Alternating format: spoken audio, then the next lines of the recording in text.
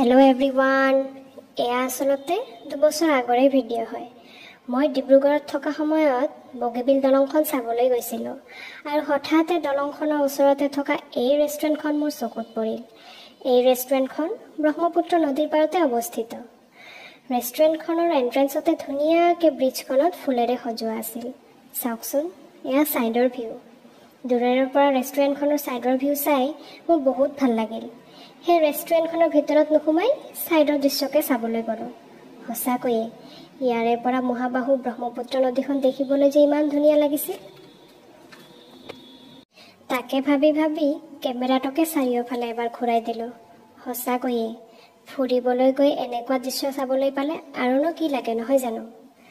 ভাবিলোঁ 2-1 copy photo উঠি লওঁ, মেমৰিজ হিচাপে থাকি যাব আকৌ। এয়া চাৰিওফালৰ দৃশ্য হয়। আপোনালোকে বাৰু কোন গৈছিল এই ৰেষ্টুৰেণ্টখনত? কমেণ্ট কৰি জনাবচোন।